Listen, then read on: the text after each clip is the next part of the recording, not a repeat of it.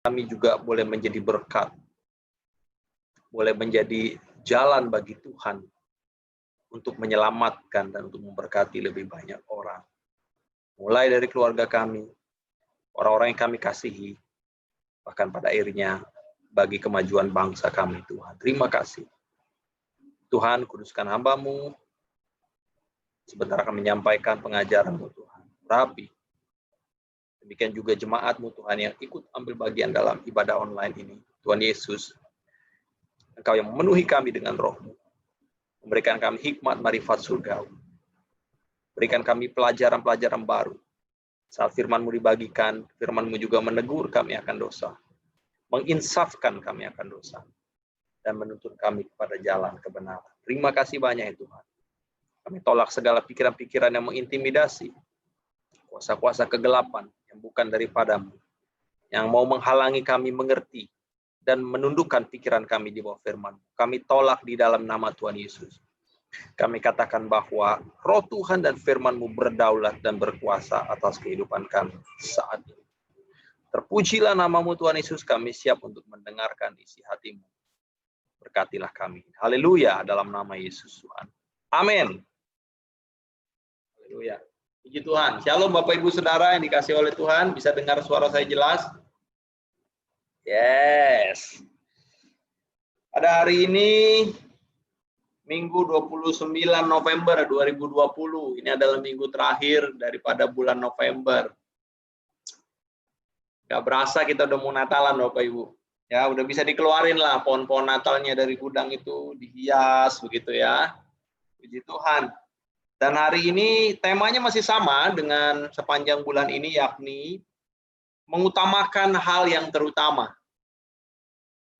Lalu subtemanya sama dengan apa yang saya bawakan tanggal 8 November lalu, yaitu prioritas warga kerajaan sorga bagian kedua. Tapi sebelumnya saya rindu untuk kita berdoa dulu untuk saudara-saudara kita yang ada di Sigi, yang baru mengalami peristiwa yang tidak harusnya terjadi di negara ini. Ya, kita berdoa sebentar ya. Tuhan Yesus beri kekuatan kepada keluarga yang ditinggalkan, berikan ilham dan pewahyuan bagi gereja Tuhan untuk bergerak lebih strategis di bangsa ini Tuhan. Berikan hamba-hamba-Mu, anak-anak Tuhan masuk ke dalam jajaran pemerintahan legislatif maupun dalam militer di bangsa ini, supaya informasi-informasi intelijen dapat juga sampai kepada umat-Mu, sehingga hal-hal sedemikian dapat terhindari di bangsa ini. Kami tahu Engkau akan mengangkat bangsa Indonesia besar dan semakin besar Tuhan, di mana gereja Tuhan juga ambil andil di dalamnya. Di dalam nama Tuhan Yesus kami bersyukur dan berterima kasih. Haleluya. Amin. Haleluya. Kita akan membuka firman Tuhan masih di Kolose 3 ayat 15 dan mulai dari ayatnya yang ke-15 sampai yang ke-17. Saya akan baca untuk kita lagi Bapak Ibu Saudara. Kolose 3 ayat 15 sampai 17. Hendaklah damai sejahtera Kristus memerintah dalam hatimu, karena untuk itulah kamu dipanggil menjadi satu tubuh dan bersyukurlah. Hendaklah perkataan Kristus diam dengan segala kekayaannya di antara kamu, sehingga kamu menegur seorang akan yang lain, dan sambil menyanyikan mazmur dan puji-pujian dan nyanyian rohani, kamu mengucap syukur kepada Allah di dalam hatimu. Dan dalam segala sesuatu yang kamu lakukan, dengan perkataan atau perbuatan, lakukanlah semuanya itu di dalam nama Tuhan Yesus, sambil mengucap syukur oleh Dia kepada Allah Bapa kita. Yes, haleluya. Hari ini kita akan membahas tema yang sama dan kita akan mendapatkan pengajaran 5 poin yang praktis bagaimana kita memberikan prioritas dalam kehidupan kita. Nah, di Kolose 3 ayat yang sebelumnya, ayat 12 sampai 14, firman Tuhan berkata begini, karena Paulus mengajar mengenai apa yang harus kita kenakan, ya. Di ayat 12 berkata begini, Bapak Ibu, kita mundur berapa ayat. Karena itu sebagai orang-orang pilihan Allah yang dikuduskan dan dikasihinya, kenakanlah belas kasihan, kemurahan, kerendahan hati, kelemah lembutan, dan kesabaran. Sabarlah kamu seorang terhadap yang lain, dan ampunilah seorang akan yang lain, apabila yang seorang menaruh dendam terhadap yang lain. Sama seperti Tuhan telah mengampuni kamu, kamu perbuat jugalah demikian. Dan di atas semuanya itu, kenakanlah kasih sebagai pengikat yang mempersatukan dan menyempurnakan. Puji Tuhan. Jadi sebelum Kolose 3 ayat 15-17, di ayat yang ke-12, Paulus mengajar mengenai pakaian yang akan kita kenakan. Ya, jadi 12 dikatakan, kenakanlah pakaian yang harus kita kenakan. Yang dimaksudkan di sini adalah attitude, atau tingkah laku, atau sikap. Karena inilah yang kelihatan oleh orang-orang yang berinteraksi dengan kita. Ya, iman kita itu ada di dalam hati. Gitu ya. Tapi yang terekspresi keluar adalah attitude ataupun tingkah laku ataupun karakter. Bagaimana kita menjawab orang dengan senantiasa ramah, bagaimana kalau kita diperhadapkan dengan orang hutang kagak mau bayar, bagaimana kalau kendaraan kita diserempet orang, termasuk juga saudara-saudara kita disigi, nggak tahu apa-apa, tiba-tiba digerebek, sehingga 4 orang meninggal, dia nggak tahu apa-apa mungkin. Ya, yang saya baca mereka itu posisinya adalah pos PI di tengah hutan, yang sinyal telepon handphone aja nggak sampai di sana, nggak tahu apa-apa mereka. Ya, tapi disitulah respon ataupun attitude kita diuji, apa yang keluar dari respon kita. Nah, tingkah laku atau attitude ini adalah menjadi tanda-tanda atau gaya hidup orang percaya. Jadi kita harus mengenakan pakaian, ya. To put on, mengenakan pakaian. Dan saya mau katakan, pakaian itu adalah impression atau impresi pertama orang ketemu dengan kita. Dia akan lihat baju kita bersih ya secara umum ya. Saya nggak ngomong masalah merek baju, tapi orang lihat baju kita proper. Kalau ke gereja ya kita nggak pakai kaos kutang kan gitu kan ya. Kalau ke kantor juga ya nggak pakai celana pendek. Jadi kayak gitu-gitu. Jadi orang yang pertama melihat adalah baju atau apa yang kita kenakan di luar. Nah, Paulus secara jelas dia membreakdown dan ini luar biasa menurut saya. Jadi pakaian yang harus kita kenakan pertama adalah belas kasihan. Belas kasihan. Ya, apa yang terjadi di Sigi hari Jumat kemarin justru kita harus berbelas kasihan. Mereka nggak tahu apa yang mereka lakukan. Dan saya mau katakan ini awal-awal penuaian ini. Biasanya begitu. Kalau ada martir itu penuaian nggak lama ya, dengan catatan gereja meresponinya dengan benar ya. Kemudian kemurahan, dikatakan kemurahan, murah hati. Murah hati itu bukan masalah kita punya duit berlebih, enggak. Gitu. Tapi apabila ada saudara-saudara kita yang membutuhkan pertolongan, kita memiliki belas kasihan dan kita dimampukan Tuhan untuk menyisihkan sebagian daripada berkat Tuhan untuk menolong orang. Lalu kemudian kerendahan hati. Rendah hati. Ya, bukan rendah diri, tapi rendah hati. Apapun posisi kita, prestasi yang sudah kita miliki seperti apa, kita mau tetap rendah hati. Nah, contoh orang merendah hati seperti apa? Dia ambil bagian dalam pelayanan. Karena dalam pelayanan itu tidak dilihat status, tidak dilihat latar pendidikan. Ya kalau melayani, ya inilah yang harus dilakukan. Ya. Kemudian kelemah lembutan. Orang yang memiliki attitude atau tingkah laku kerajaan sorga, dia pasti lemah lembut. Sebisa mungkin berdamai dengan sebanyak mungkin orang. Ya, rugi-rugi sedikit nggak apa-apa. Yang penting damai. Nah itu kalau prinsip kerajaan.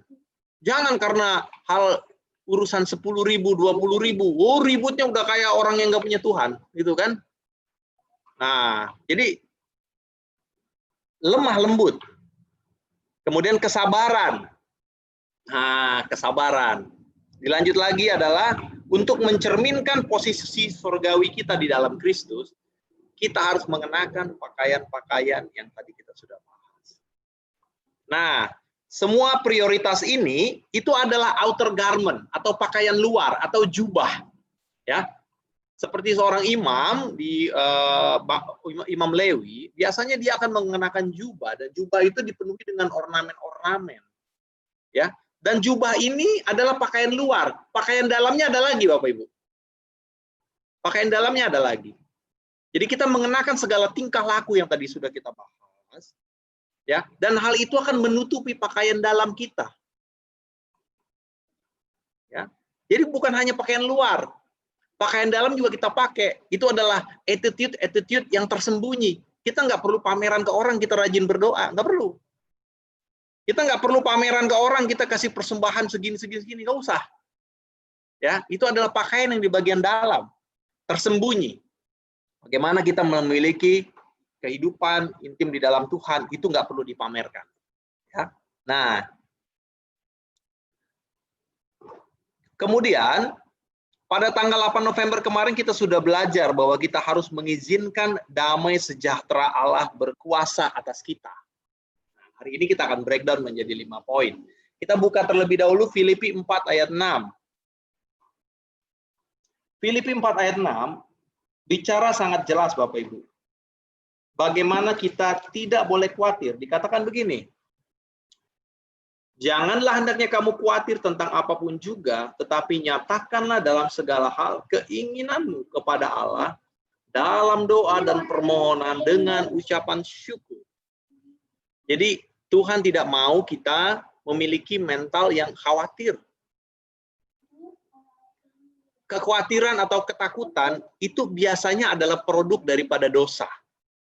Kalau kita buka Kejadian pasal 3, itu judul perikopnya adalah kejatuhan manusia dalam dosa. Ya, Kejadian pasal 3 judulnya adalah manusia jatuh ke dalam dosa. Dan persis setelah Hawa makan buah itu, apa yang terjadi? Dia menyadari akan ketelanjangannya dan dia lari dari hadirat Tuhan. Ingat ya, kisah itu ya. Dia lari dari hadirat Tuhan. Itu yang Tuhan nggak mau dalam kehidupan kita. Jangan pernah kita khawatir akan kehidupan kita, karena Allah sudah menyediakan bagi kita. Nah, lalu kemudian pertanyaan besarnya adalah, dalam konteks Kolose 3 ayat 16-17, apa perintah Tuhan dan bagaimana kita dapat memperolehnya? Supaya kita belajar sama-sama. Warga kerajaan surga harus mengizinkan perkataan Tuhan tinggal dengan segala kekayaannya. Kalau di ayat 16 tadi kita sudah lihat di Kolose 3, dikatakan tinggal.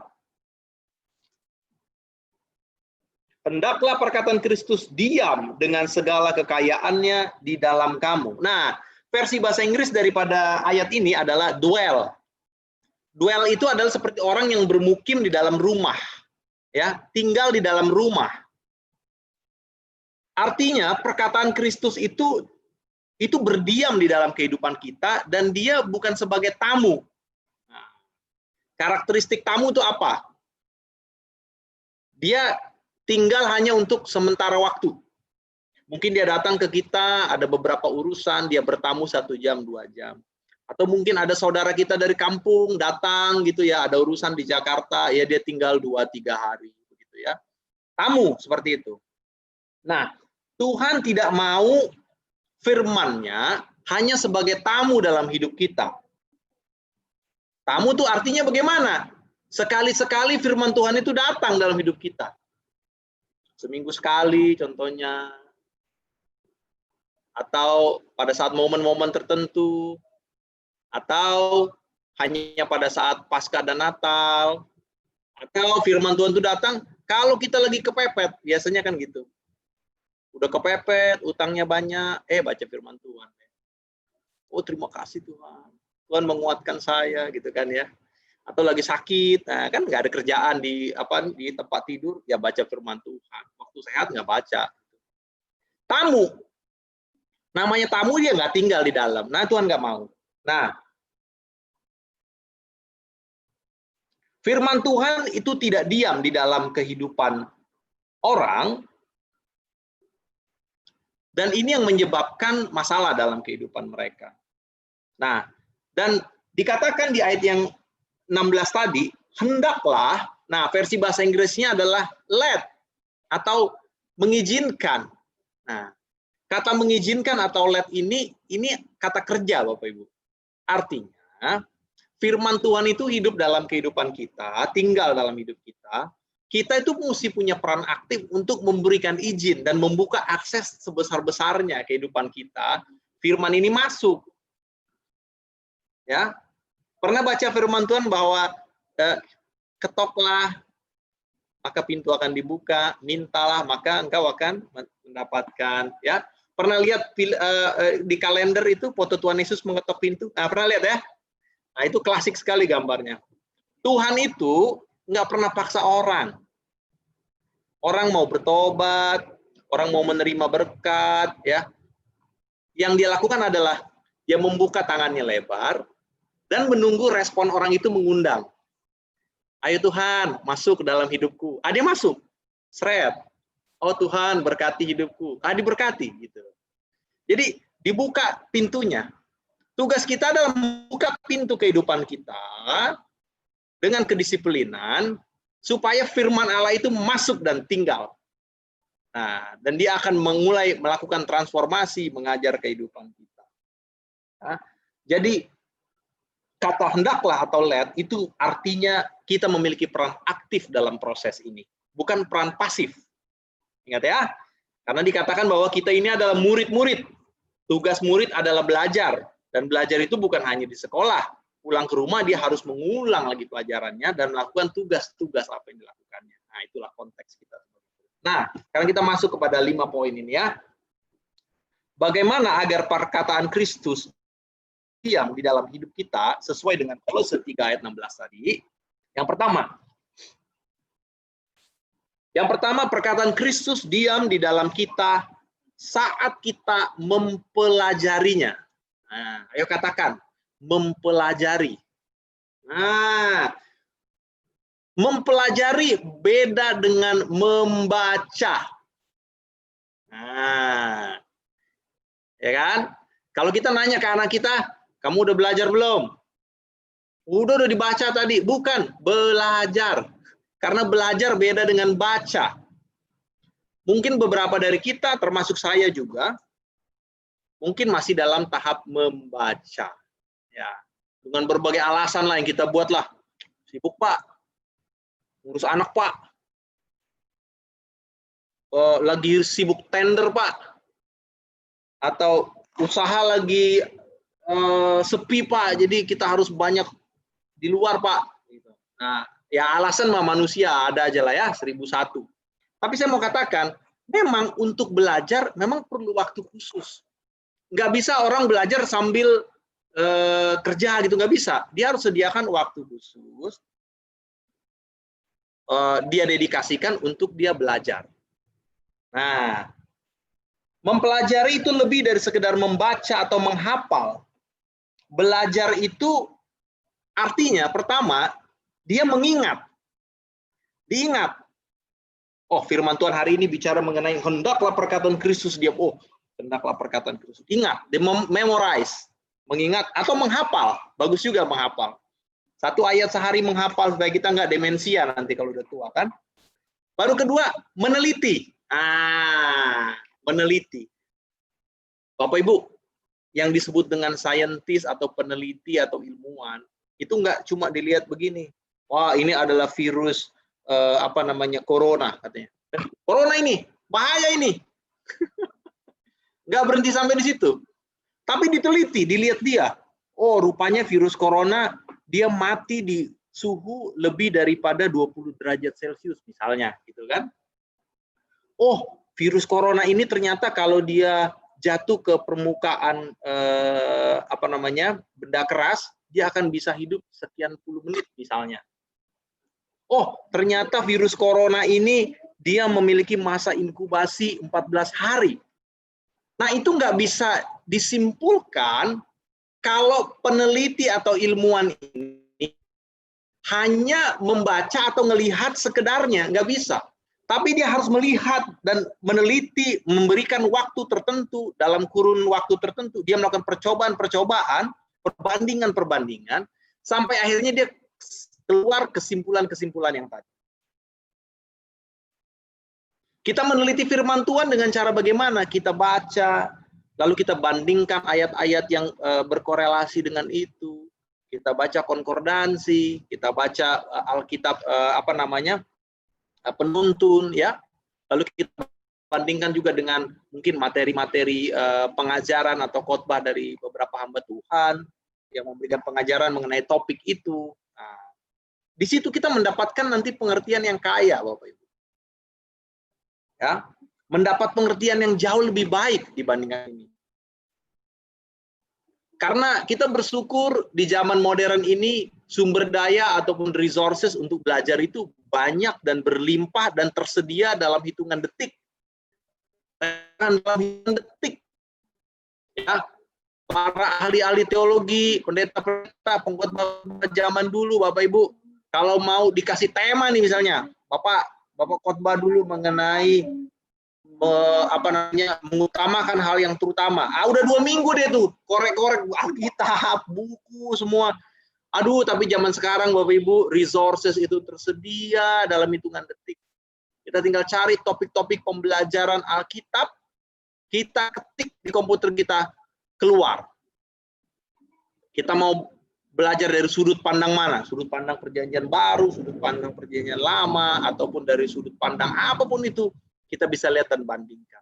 Jadi nggak ada alasan untuk kita nggak bisa meneliti dan belajar mengenai firman Tuhan. Jadi yang pertama, perkataan Kristus diam di dalam kita saat kita mempelajarinya. Dan saya mau katakan, belajar adalah keputusan. Amin. Belajar itu adalah keputusan. Kita harus memutuskan untuk mempelajari sesuatu. Baru kita bisa mendapatkan pengertian yang jauh lebih baik. Nah, yang kedua. Perkataan Kristus diam di dalam kita saat kita rela diajar. Nah, tadi kan belajar. Yang kedua, saat kita rela diajar. Di Matius 10 ayat 24, firman Tuhan itu dengan gamblang ngomong begini Bapak Ibu. Saya baca buat kita ya, Matius 10 ayat yang ke-24. Firman Tuhan itu bilang begini, seorang murid tidak lebih daripada gurunya, atau seorang hamba daripada tuannya. Murid itu nggak akan pernah lebih pintar daripada gurunya. Oleh karena itu, kita mesti belajar kepada sumber-sumber yang meningkat setiap tahapnya. Supaya pemahaman kita akan firman Tuhan itu jauh lebih kaya dan lebih dewasa. Ya, contohnya firman Tuhan bilang lebih mudah unta masuk ke dalam lubang jarum daripada orang kaya ke surga. Wah, waktu kita dengar waktu masih kecil gitu ya, diajarin, wah berarti mendingan miskin ya ikut Tuhan ya. Kalau kaya nggak masuk surga. Nah, itu kan. Nah, itu kesimpulan pertama. Semakin beriringnya waktu, kita belajar, oh rupanya ini adalah perumpamaan gitu kan. Bahwa unta lebih gampang masuk lubang jarum daripada orang kaya masuk surga. Waduh, gimana caranya kita mikirkan, imajinasi kita mulai berkembang. Gimana caranya unta masuk ke dalam lubang jarum ya? Unta kan segede gaban itu kan. Tingginya aja bisa 4 meter, 3 meter sampai kepalanya. Gimana caranya bisa masuk ke dalam lubang jarum? Kita berimajinasi, ini kayaknya apa ini artinya ya? Baru kemudian lama-lama kita belajar. Firman Tuhan juga banyak dikhotbahkan. Oh, ternyata lubang jarum itu adalah nama suatu pintu. Ya, di Yerusalem itu ada pintu kota, namanya pintu lubang jarum, gitu kan? Di mana pada jam-jam tertentu itu ditutup sebagian. Jadi cuma tersisa satu lubang kecil kan gitu. Oh, kalau onta mau masuk ke situ gimana caranya? Ontanya nggak bisa berdiri. Dia harus tunduk, melipat kakinya, dan karena dia tunduk kaki yang terlipat, onta nggak bisa jalan. Yang punya mesti narik dari depan dan dorong dari belakang supaya dia maju kan gitu. Ngeok, ngeok, ngeok. Nah, onta, bayangin aja onta 2 ton, didorong-dorong sama orang masuk lewat pintu yang kecil kan gitu. Lalu kita belajar lagi, oh, onta yang lewat keluar masuk itu biasanya membawa beban, Bapak Ibu. Beban itu apa? Barang-barang dagangan rupanya. Gimana caranya? Barang dagangan, harta benda itu bicara mengenai berkat. Gimana caranya? Oh, ternyata masuk dalam kerajaan sorga, apa yang diberkati oleh Tuhan, kita harus rela lepaskan dulu supaya ini onta bisa masuk. Karena kalau dipaksa onta itu dengan beban-beban harta bendanya di kiri kanannya, nggak bisa masuk dia. Itu yang dinamakan kita rela diajar. Semakin kita diajar, makin diajar, akhirnya makin ngerti. Oh, rupanya di dalam tuh ikut masuk dalam kerajaan surga, ya kagak harus miskin juga kali. Kaya boleh, tapi kita harus rela memberi dan harus tetap rendah hati. Nah, itu namanya dewasa dalam Tuhan. Lama-lama kita makin cerdas, makin memiliki hikmat di dalam firman Tuhan, dan kita makin bijak. Ya kan? Nah, jadi kita harus rela diajar. Di Efesus 4 ayat 11 sampai 13, Paulus berkata, Tuhan memberikan kita gembala dan pengajar, tujuannya adalah untuk mencapai kesatuan iman. Ya, saya akan buka untuk kita semua Efesus 4 11 13. Efesus 4 ayat 11 dikatakan ini Bapak Ibu.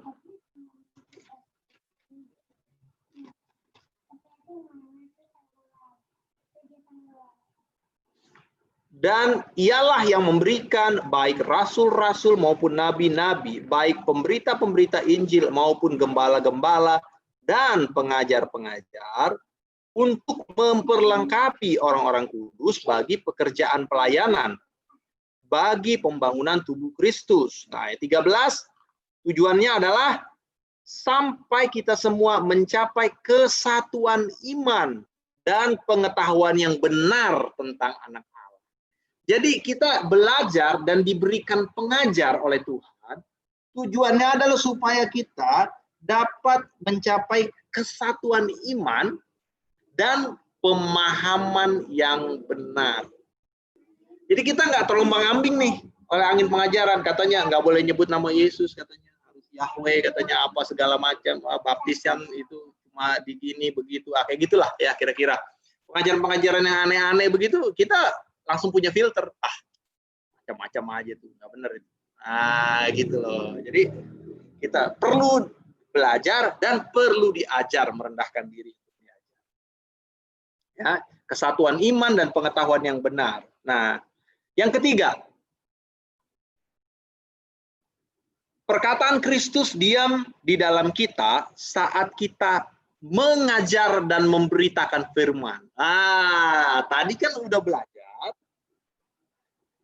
diajar. Yang ketiga adalah saat kita mengajar dan memberitakan firman. Nah, Paulus itu mengacu kepada suatu, kita balik ke Kolose tadi, kalimatnya begini di Kolose 3, dikatakan begini di ayat yang ke-16, yang bagian kedua. Sehingga kamu dengan segala hikmat mengajar dan menegur seorang akan yang lain, dan sambil menyanyikan mazmur dan puji-pujian dan nyanyian rohani, kamu mengucap syukur. Nah, dalam bahasa Indonesia dikatakan sehingga, tapi dalam versi bahasa Inggris dikatakan as you teach. Jadi saat engkau mengajar, berbarengan dengan engkau mengajar, engkau lagi diajar nih. Tapi apa yang engkau terima dari pengajaran itu, engkau ajarkan juga. Jadi berbarengan. Saat engkau mengajar, nah dikatakan begitu, artinya begini. Segala sesuatu yang kita terima, yang baik daripada Tuhan, pemahaman-pemahaman rohani yang baru, kita harusnya memiliki desire ataupun semangat untuk mengajarkan ini kepada orang lain. Mengajar dalam konteks ini bukan artinya semua Bapak Ibu harus menjadi pengkhotbah ataupun menjadi guru, enggak. Tapi mengajar, contohnya kita masukkan melalui nasihat-nasihat kita kepada anak-anak kita. Waktu kita briefing di kantor kita, misalnya morning meeting, mulai masukkan tuh nilai-nilai itu tuh, ya kan? Atau waktu kita presentasi misalnya di depan customer, Wah, kita selipkan tuh nilai-nilai itu. Pengajaran-pengajaran itu, kebenaran-kebenaran itu. Jadi Paulus berkata bahwa, dengan kata lain dia mengatakan bahwa mengajar adalah cara terbaik untuk belajar. Karena pada saat kita ngajar, kadang-kadang Tuhan itu bukakan hal yang baru untuk kita gitu. Saat kita sedang ngajar, baru kita ada ting begitu loh. Aha momennya tuh banyak gitu kalau kita lagi ngajar gitu. Nah, yang sering ngajar pasti mengalami hal ini. Waktu itu lagi ngomong gini, tiba-tiba mendapatkan sesuatu yang luar biasa, itu kayak berkat sekali tuh. Nah, di Markus 4 ayat 24 sampai 25. Nah, ada tapinya di Markus 4. Markus 4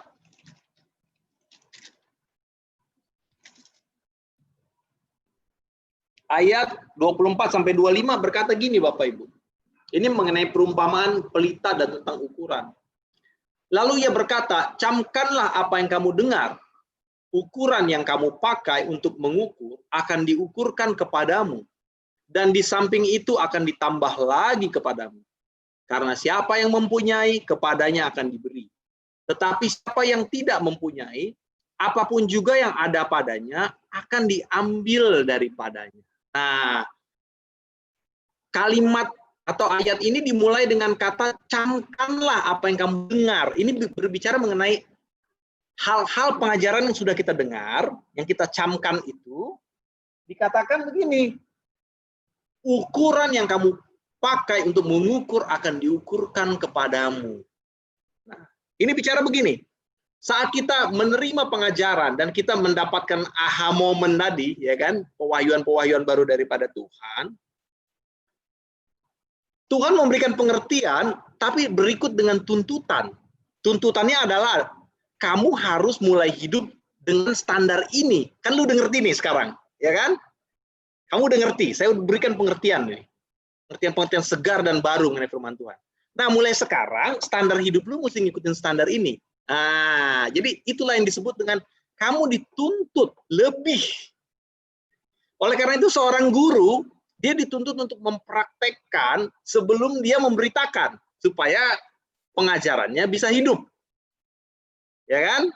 Seorang misalnya guru, trainer dalam bidang apa terserah gitu kan. Dia harus membuktikan dulu dia berhasil dalam bidang itu, baru dia bisa mengajarkannya itu mantap gitu loh. Gitu kan? Nah, dan ini problem. Kenapa? Karena apabila Tuhan sudah memberikan pengajaran dan pewahyuan kepada kita, maka prinsipnya itu seperti pelita. Di ayat 21 dikatakan, dari Markus 4 itu, lalu Yesus berkata pada mereka, orang membawa pelita bukan supaya ditempatkan di bawah gantang atau di bawah tempat tidur, melainkan supaya ditaruh di atas kaki dia. Jadi pewahyuan, pengertian, pengajaran luar biasa yang kita terima dan diwahyukan Tuhan pada kita, itu adalah pelita. Dan pelita itu tidak untuk diumpetin sendiri. Oh, terima kasih puji Tuhan, saya menerima pengertian ini, sekarang saya jadi jauh lebih bijaksana. Bukan. Tapi itu untuk diberitakan atau diajarkan kepada orang lain supaya mereka juga menjadi dewasa sama seperti kita. Jangan diumpetin.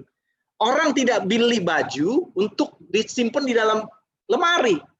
Misalnya kita beli batik gitu yang agak mahal, misalnya batik yang ratusan ribu atau bahkan jutaan gitu ya. Itu tidak untuk kita simpan dalam lemari lalu kita pandang-pandangin begini, oh batik cakep sekali ya, polanya begini. Enggak, tapi untuk kita pakai ke pesta, kita bangga pakainya. Orang nggak beli perhiasan, anting, kalung, gitu, gelang, cincin, untuk ditaruh di dalam peti di dalam rumah kita, enggak. Tapi untuk kita pakai, untuk ditunjukkan. Demikian juga dengan hikmat, marifat, pewahyuan, pengajaran Tuhan berikan pada kita. Maaf, itu bukan untuk disimpan diri sendiri, tapi untuk dibagikan, untuk disalurkan, untuk boleh menjadi berkat bagi orang lain. Amin. Sama seperti tadi yang saya sampaikan mengenai ontak. Sampai bagaimana botak pun caranya, Onta itu nggak akan bisa masuk dengan dia menggendong segala harta benda dan beban ataupun apapun yang ada di belakang. Itu mesti dilepas dulu, Bapak Ibu. Ya, mau isinya emas kek, mau isinya tepung terigu kek, mau apa kek, lepas dulu, jongkok dulu itu onta, baru didorong kan karena beratnya 2 ton ya kan masuk ke dalam lubang jarum. Nah, itu artinya adalah segala pengajaran yang Tuhan berikan kepada kita, tujuannya adalah untuk kita beritakan lagi. Nggak berhenti di kita. Ini seperti pesan berantai. Firman itu memberkati saya, dan saya rindu untuk memberkati orang lain. Itu harusnya. Amin. Nah, poin yang keempat. Perkataan Kristus diam di dalam kita saat kita memuji, menyembah, dan mendengarkan kidung-kidung pujian. Tadi di ayat 16 ya. Di ayat 16 tadi dikatakan, sambil menyanyikan kidung-kidung pujian.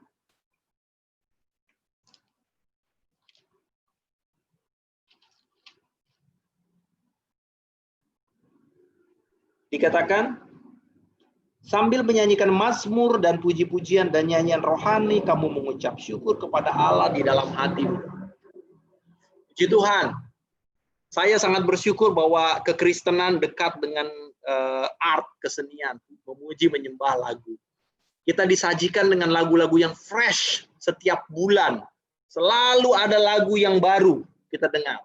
Seperti tadi yang kita lagukan, itu lagu juga lagu-lagu yang baru.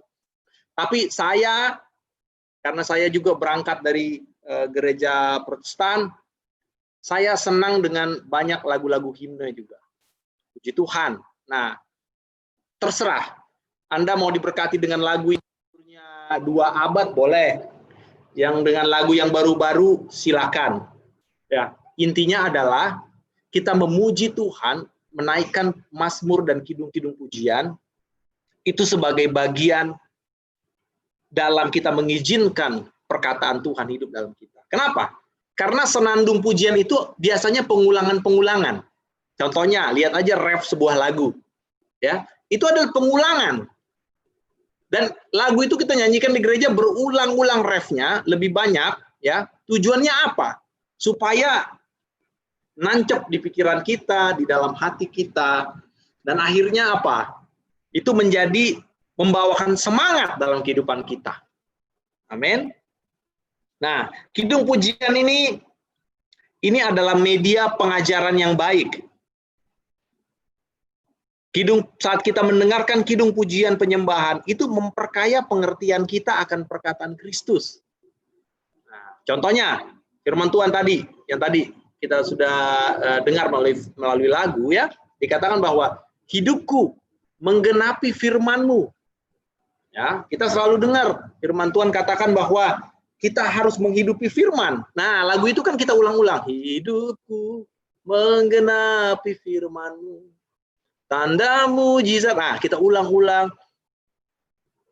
Saya percaya pujian yang tulus dinaikkan kepada Tuhan, saat kita menaikkan pujian, itu Tuhan bisa memberikan pengertian-pengertian baru dalam kehidupan. Sambil kita nyanyi, sambil kita nyembah, kita mengucap syukur, kita ulang-ulang janji Tuhan dalam bentuk lagu. Wow, itu Tuhan bisa nunjukin strategi-strategi baru, cara-cara baru, taktik-taktik baru untuk bisa menang dalam pekerjaan, dalam sekolah, dalam berkomunitas dan segala macam. Ya, ada kuasa di dalam pujian. Ya. Karena pujian itu adalah perkataan-perkataan firman yang digubah dalam bentuk lagu. Nah, yang kelima, yang terakhir. Jadi kita mengizinkan perkataan Kristus diam di dalam kita saat kita mengucap syukur atau bersyukur. Amin. Alasan kenapa bangsa Israel membutuhkan 40 tahun untuk melewati padang gurun yang hanya dapat diselesaikan dalam 2-3 hari perjalanan adalah karena mereka bersungut-sungut. Mulutnya, hatinya jauh daripada ucapan syukur. Nah, kita harus mempunyai sikap hati bersyukur senantiasa karena ini adalah penting. Karena perkataan Tuhan, dia mau diam di dalam hati yang memiliki attitude seperti itu. Jadi di dalam sikap hati yang bersyukur, firman Tuhan itu bisa diam dan bisa berkembang. Artinya mengembangkan orang itu ya. Tapi di dalam hati yang penuh dengan sungut-sungut, ya, hati yang penuh kekhawatiran akan masa depan, hati yang penuh kekecewaan akan masa lalu, ya, belum bisa berdamai dengan masa lalu, atau hati yang menggerutu tentang masa saat ini, orang seperti ini nggak bisa berbuah, nggak bisa. Nature-nya Tuhan itu saat dia ingin mempercayakan pemahaman baru mengenai firman-Nya, harus ke dalam hati yang penuh ucapan syukur. Ya, nggak bisa ke bejana yang tidak bersyukur, nggak bisa, bocor dia. Ya, supaya nggak bocor itu harus mengucap syukur. Seperti di Matius 13 ayat 22, itu berbicara mengenai perumpamaan mengenai benih. Manusia banyak dipenuhi dengan kekhawatiran, dan ternyata kekhawatiran itu dapat membunuh kebenaran-kebenaran dalam kehidupan kita. Nggak bisa bertumbuh benih itu, dicekik. Sampai akhirnya pohon itu mati. Firman itu nggak bisa boro-boro berbuah, bertumbuh aja nggak bisa. Nah, hanya dengan ucapan syukur kita dapat menampung berkat Allah dengan sempurna melalui firman. Nggak bisa dengan cara yang lain. Bejana hatinya adalah bejana hati yang bersyukur, baru berkat Tuhan itu dapat tertampung dengan sempurna dalam kehidupan kita. Amin, Bapak Ibu Saudara, dikasih oleh Tuhan. Hari ini kita belajar 5 poin. Ini merupakan tambahan daripada poin-poin yang saya sampaikan tanggal 8 November. Saya akan recap buat kita. Jadi yang pertama adalah bagaimana perkataan Kristus bisa diam di dalam kita. Pertama, saat kita mempelajari, ada peran aktif di dalamnya. Yang kedua, saat kita mau diajar. Ya, ada banyak resources untuk kita diajar. Silakan dengar podcast, audio, khotbah-khotbah audio, YouTube, segala macam. Dengarkan. Itu akan memperkaya kita. Yang ketiga, perkataan Kristus diam dalam kita saat kita mengajar. Ambil keputusan sekarang untuk mengajar. Tidak perlu dulu untuk skop yang jauh. Ya, mulai dari Yerusalem dulu. Ajar aja anak kita mengenai firman Tuhan. Keluarga kita. Baru kemudian meningkat. Percayalah, kalau kita mau melakukan, maka selalu ada saja panggung Tuhan sediakan untuk kita mengajar. Ya. Nah, kemudian yang keempat, perkataan Kristus diam dalam kita saat kita memuji, menyembah Tuhan dan mendengarkan hidup-hidup pujian. Ya. Hidup dalam atmosfer, dalam suasana seperti itu, Bapak Ibu, dimanapun kita berada. Mau kita di mobil, mau kita di angkutan umum, baca buku atau dengarkan kidung pujian yang membangkitkan iman. Yang kelima, perkataan Tuhan diam di dalam kita pada saat kita mau bersyukur. Jadi pribadi yang bersyukur, tidak menggerutu, tidak berdamai dengan masa lalu. Ya, Tuhan Yesus sudah menebus kita dengan sempurna. Nggak perlu lagi kita korek-korek bangkai-bangkai lama. Tuhan aja udah lupa. Tapi hidup di masa depan juga dengan ucapan syukur. Apabila hari-hari ini kita mungkin menggerutu mengenai apa? Mengenai kerjaan kita. Tanya sama Tuhan. Kita stay atau kita pergi? Kalau Tuhan bilang pergi, cari kerjaan yang lain. Jangan menggerutu. Tapi kalau kamu masih kerja di situ, berkaryalah dengan yang terbaik. Karena orang Kristen itu seperti benih yang baik gitu loh. Dimanapun kita berada, pasti kita membawa sesuatu yang baik. Gak mungkin membawa sesuatu yang buruk. Ya, demikian firman Tuhan yang saya bagikan. Saya berdoa setiap kita memperoleh berkat dari pengajaran firman Tuhan ini. Dan boleh menjadi pegangan bagi kehidupan kita sepanjang minggu ke depan mengakhiri bulan November ini. Kita bersatu dalam doa.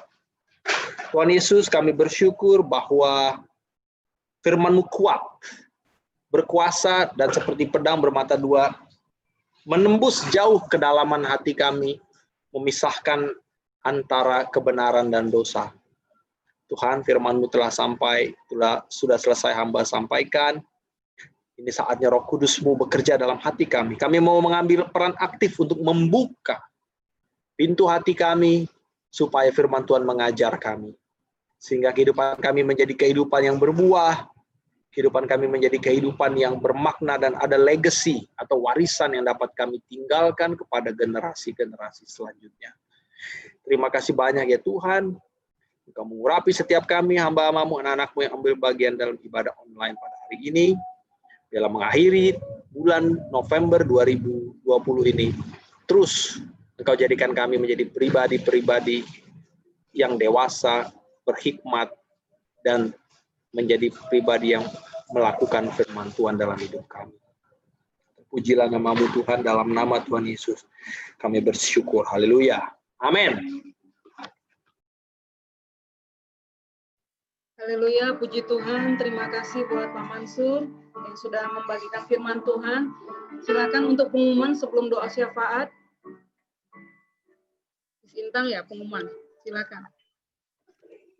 Shalom Bapak Ibu, mengingatkan kembali minggu depan kita akan mengadakan ibadah online lagi jam 9.30 untuk ibadah anak-anak dan jam 10 untuk ibadah dewasa, dan di layar sudah ditampilkan nomor rekening gereja bagi Bapak Ibu yang memberikan persembahan ataupun persepuluhan dapat memberikan kepada di nomor rekening yang sudah ditampilkan di layar, nomor rekening BCA, dan bukti transfernya juga bisa diserahkan kepada bendahara. Selain itu, untuk pengumuman menyambut Natal juga diingatkan kembali bahwa GBI Antioquia ini mengadakan foto kontes yang sudah diumumkan jauh-jauh hari, dan sudah boleh dikirimkan, sudah beberapa juga tanya ke Intang tentang foto kontes ini. Foto kontesnya paling terakhir dikumpulkan tanggal 20, boleh aja Intang kalau ada yang mau ditanya-tanya lagi, kalau ada yang sudah selesai edit, udah ada yang selesai dihias-hias, boleh langsung dikirim, boleh lebih dari satu kirimnya terakhir tanggal 20, mengikuti tema Natalnya, mengikuti tema fotonya, pertama ngikutin Christmas greeting atau tema Natalnya, tema Natal gereja, dia Immanuel, dan juga mengenai informasi kegiatan ibadah. Mengenai fotonya, temanya hanya 3 ini, boleh ikutin lebih dari satu tema, atau boleh spesifik satu tema saja, itu terserah, bebas. Do and don'ts-nya juga diperhatikan, nggak boleh download, nggak boleh cuma stiker, terakhir dikumpulkan ke Intang, dan pasti yang terakhir, bagi Bapak Ibu yang rindu juga untuk menabur, boleh menabur untuk reward daripada foto kontes ini. Yang terakhir adalah pengumuman untuk anak sekolah minggu. Anak sekolah minggu untuk tanggal 25 juga mengadakan ibadah online, dan untuk memeriahkan kita akan tukar kado. Dan tukar kadonya ini sudah ditentukan nama-namanya. Bagi Bapak Ibu yang punya anak, namanya bisa dicek mau kasih ke siapa dan nanti akan dikasih sama siapa, boleh langsung dikoordinasikan masing-masing. Harga kadonya minimal 25.000, dikirim ke rumah masing-masing, bebas mau pakai JNE, mau pakai Tiki, mau pakai paket lain, mau pakai Gojek, Grab atau diantar sendiri, bebas, dan tidak boleh dibuka sampai tanggal 25 Desember sewaktu kita ibadah anaknya itu. Dan nanti pengumuman ini atau nama-nama ini akan ditulis juga di grup, dan kalau memang ada yang ingin ditanyakan, boleh langsung japri Intang. Terima kasih, Tuhan Yesus memberkati.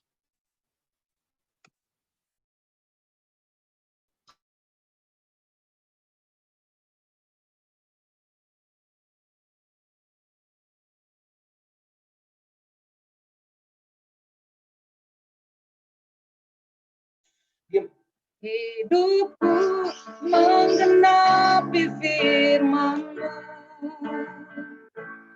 tanda mukjizat sertai tiap langkahku. Kau bersamaku di dalam-Mu, jadi bukti kebesaran-Mu. Katakan hidupku menggenapi firman-Mu, tanda mukjizat sertai tiap langkahku.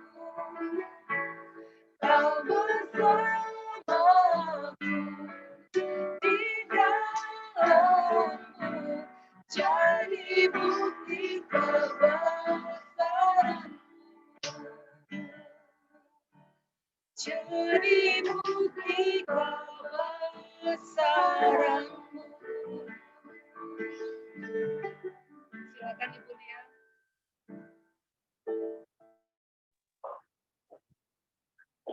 Shalom, mari kita berdoa bersama. Kita satu dalam doa. Terima kasih Yesus, terima kasih Bapa, terima kasih Roh Kudus. Kau perkenankan kami anak-anak-Mu dapat bersama-sama memuji memuliakan nama-Mu ya Bapa. Terima kasih atas firman-Mu hari ini. Mampukan kami untuk dapat melakukan setiap firman yang Kau berikan kepada kami. Mampukan kami untuk menjaga perkataan Kristus di dalam, agar dapat diam di dalam kami. Agar kami dapat mempelajari firman-Mu setiap hari, setiap saat, dimanapun kami berada. Kami punya hati untuk rela untuk diajak dekat selalu padamu ya Bapa. Ajar kami untuk juga menyediakan hati, waktu, mengajar, memberitakan firman-Mu agar kami juga menjadi berkat untuk pelayanan-Mu ya Bapa. Ajar kami untuk juga dapat memuji Tuhan dan selalu mengucap syukur atas segala berkat yang Tuhan berikan kepada kami. Terima kasih Yesus, kami sangat bersyukur atas berkat yang Kau berikan pada kami semuanya.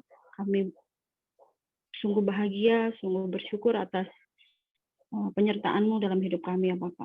Engkau Allah yang besar, Engkau Allah yang berkuasa, Engkau Allah yang senantiasa ada buat kami. Janji-Mu ya dan amin ya Bapa. Terkhusus kami juga berdoa untuk Pak Mansur yang sudah membagikan firman kepada kami ya Bapak. Pak Mansur beserta istri dan juga Becky anaknya ya Bapak. Tuhan memberkati setiap usahanya, Tuhan memberkati kehidupannya, Tuhan memberkati pekerjaannya, Tuhan juga memberkati kesehatan. Biarlah hidupnya senantiasa menjadi berkat dan apapun yang dilakukannya menjadi berhasil. Tuhan, kami juga berdoa untuk Pak Diben serta istri dan ketiga anaknya Tuhan. Tuhan memberkati, Tuhan berkati segala usahanya, semua berhasil dan banyak jiwa dimenangkan melalui hamba-Mu ini ya Bapak. Kami juga terus berdoa untuk jemaat Tuhan di gereja dan juga para pengerja Tuhan. Kiranya Tuhan senantiasa memberkati, melindungi apapun yang menjadi beban hidupnya Tuhan campur tangan ya Bapak. Kami berdoa agar yang sakit dapat Tuhan sembuhkan, yang sedih dapat Tuhan hibur, dan yang lemah Tuhan yang akan menguatkannya. Kami juga berdoa untuk anak-anak kami yang minggu depan sudah PAS ya Tuhan. Tuhan memberkati, Tuhan memberi kemampuan mengerjakan setiap soal dengan baik dan benar ya Bapak. Anak-anak-Mu ini adalah anak-anak yang menjadi biji mata-Mu yang luar biasa. Mereka menjadi berkat dimanapun mereka berada. Kami juga berdoa untuk gereja-gereja di muka bumi ini ya Bapak. Tuhan memberkati, Tuhan berkati pos PI, pos pemuritan ya Bapak. Biarlah Tuhan campur tangan ya Bapak. Setiap apapun yang mereka perlukan, Tuhan menyediakannya, Tuhan beri keamanan, Tuhan memberikan penyertaan yang sempurna, karena tidak banyak yang saat ini merasa terjepit dalam segala berbagai aspek, terkhusus untuk keamanan ya Bapak. Tuhan berkati, Tuhan melindungi, Tuhan menyertainya. Tuhan memberkati, biarlah banyak jiwa di muka bumi ini dapat dimenangkan, biarlah setiap itu bertelut memuji memuliakan nama-Mu, karena hanya nama-Mu ya Bapak yang dapat melindungi kami semua, memberi kami keselamatan. Tuhan berkati bangsa ini, Tuhan berkati negara ini, Tuhan berkati dari presiden, wakil presiden sampai jajaran terkecil sekalipun RT RW pun Tuhan memberkatinya. Biarlah mereka mempunyai hati yang takut akan Engkau, biarlah setiap regulasi yang mereka tetapkan dapat menjadi berkat buat anak-anak-Mu bangsa ini ya Bapak. Terkhusus untuk pandemi saat ini, Tuhan berkati kami semuanya, berkati bangsa ini, berkati anak-anak-Mu ya Bapak, agar kami mempunyai imun yang kuat untuk melawan setiap virus yang ada ya Bapak. Tuhan menjagai kami semuanya, agar kami dapat melewati semuanya dengan baik. Tuhan juga campur tangan atas persiapan vaksin, ya Bapak, biarlah dapat segera terrealisasi dan menjadi kekuatan bagi tubuh kami. Bangsa ini, dunia ini dapat terbebas dari segala virus, ya Bapak. Terima kasih, kami rindu untuk kami dapat segera beribadah bersama-sama di gereja dimanapun kami berada. Tuhan memberkati. Terima kasih Yesus, terima kasih. Kami serahkan seluruh doa permohonan kami ini dalam tangan kasih kuasa-Mu. Haleluya, haleluya, amin.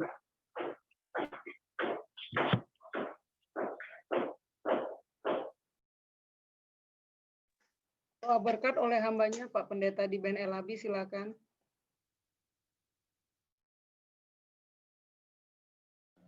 Pak Diben, mikrofonnya dibuka dulu, Pak Diben. Baik, kita angkat kedua tangan kita akhiri ibadah ini, minta berkat Tuhan menyertai kita. Jemaat Tuhan yang dikasihi, angkatlah kedua tanganmu dan terimalah berkat Tuhan. Kasih karunia, sukacita, dan damai sejahtera dari Allah Bapa kita. Di dalam anaknya Tuhan kita Yesus Kristus dicurahkan tidak terbatas, serta penghiburan, persekutuan, kekuatan dari Roh Kudus menghibur, meneguhkan, dan memberkati kita, menuntun kita. Semakin kita mengerti akan kebenaran firman Tuhan dan menjalaninya dalam kehidupan kita. Mulai hari ini sampai Maranatha, Kristus Yesus datang kembali. Pulanglah dan sejahtera dalam hidupmu di dalam nama Tuhan Yesus Kristus. Sama-sama yang diberkati Tuhan katakan, amin. Amin, amin, amin. Haleluya. Shalom semuanya.